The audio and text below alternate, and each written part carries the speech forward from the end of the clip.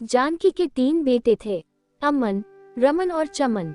उसने अपने तीनों बेटों की शादी कर दी थी, मगर शादी के 3 साल बाद भी तीनों बहुओं की खाली थी। एक दिन जानकी अपनी तीनों बहुओं अनीता, सुनीता और सुमन को बुलाकर कहती है, सुनो बहू, तुम तीनों तो बाज निकली। बाज 3 सालों में तुम में से किसी ने बच्चा जन्ना तो दूर, कोई चिड़िया तक नहीं जनी। सास की ऐसी बात सुनकर जानकी की मछली बहू हंसने लगी और हंसते हंसते बोली कि वहरी सासू अम्मा, 18 बेटा, क्या कोई चूहा है जो हम चिड़िया या चने? क्या तुमने भी कभी चिड़िया जन्नी थी के?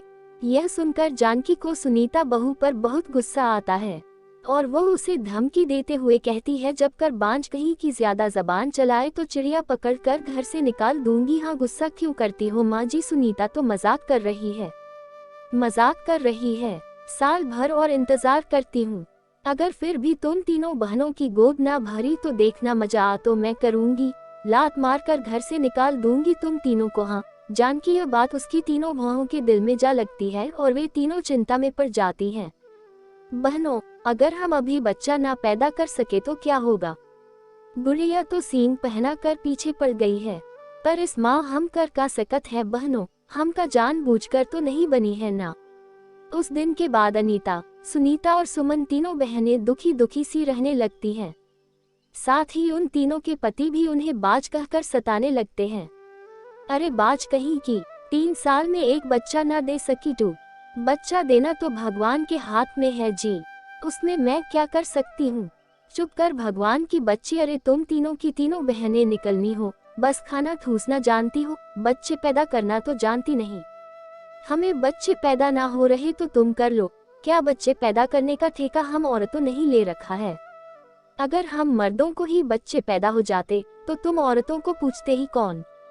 शाम से इतना पैदा करते बच्चे, सन ले ब्रांच, जल्दी से बच्चा पैदा कर वरना अपने मायके में जाकर डेरा डाल। समझिए, आप ऐसी बात ना ही बोलो जी, भगवान के लिए थोड़ा सब्र और कर लो। समय बीतता जाता है और अनीता, सुनीता और सुमन की जिंदगी में कोई बदलाव नहीं आता। वे तीनों बाद ही बनी रहती हैं। जानकी और उसके तीनों बेटों अमन, रमन और शमन को उन पर बहुत गुस्सा आता है और वे उन तीनों को घर से निकालने की ठान लेते हैं।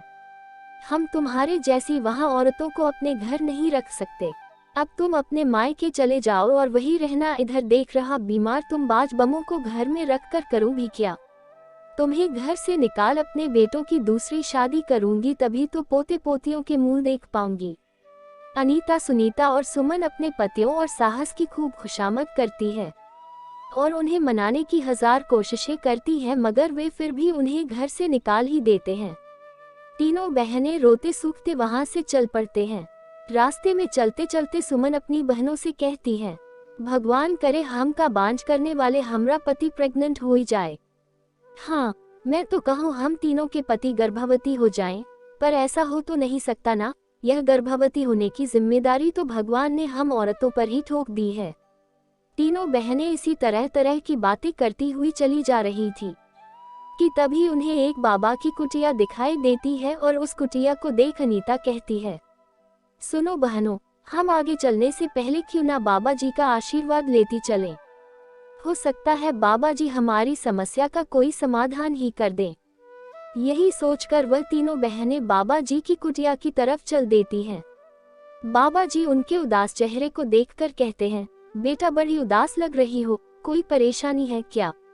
बाबा जी, हमें तो परेशानी ही परेशानी है, हम तीनों बहनें बाज है बाबा जी। और यह कहते कहते सुनीता रोने लगती है और बाबा जी को अपना सारा दुख और सारी कहानी बताती है।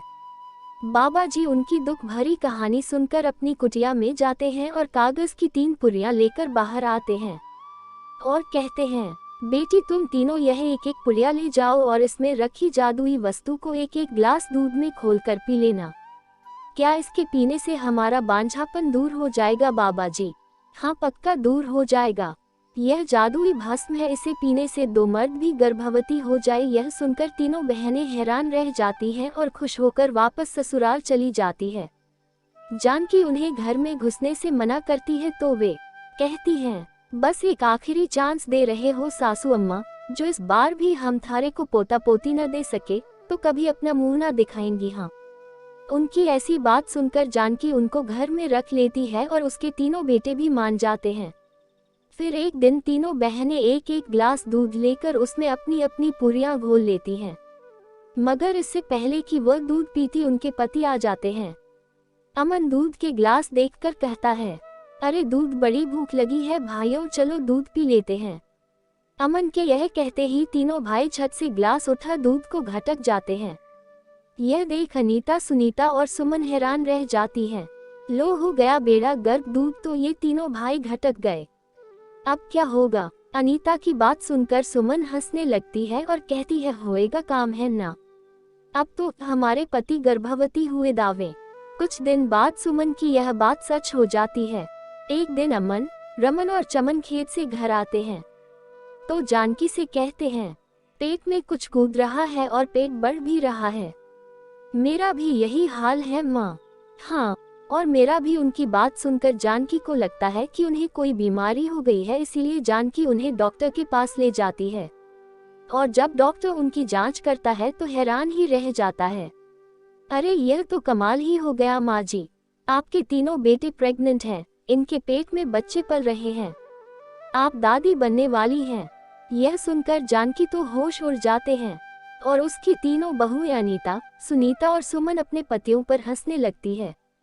बाबा जी की जादुई पुड़िया तो काम कर गई भाई, ना हमारे पति गर्भवती हो गए से हम का बांझ कहीं कहीं के सताते थे, लगता है भगवान उसी का सजा दिया है बहनों। हाँ, अरे कुछ भी हो, माँ जी को तो पोता पोती मिल ही जाएंगे। धीरे धीरे अमन, रमन और चमन का पेट और भी बढ़ने लगता है और उनमें औरतों वाले लक्षण भी नजर आने लगते हैं। उन्हें लोगों से मिलने में शर्म आने लगती है, इसलिए वे घर से बाहर निकलना बंद कर देते हैं। पता नहीं हमारे साथ यह सब क्यों हुआ। हम अपनी पत्नियों को बच्चे पैदा ना कर पाने के कारण बहुत सताते थे, शायद इसीलिए भगवान ने बच्चे हमारे पेट पर डाल दिए। अब तो अपनी पत्नियों से नजर मिलाने में भी लज्जा आती है भाई। बेटों की ऐसी हालत और ऐसी तड़प देखकर जानकी का मन बहुत दुखता है, मगर उसे समझ भी आ जाती है और वह मन ही मन सोचती है, बच्चे पैदा करना इंसान के हाथ में नहीं होता, यह तो भगवान के हाथ की बात है। मैं अपनी बहुओं को बांध कहकर खामखा सताती रही।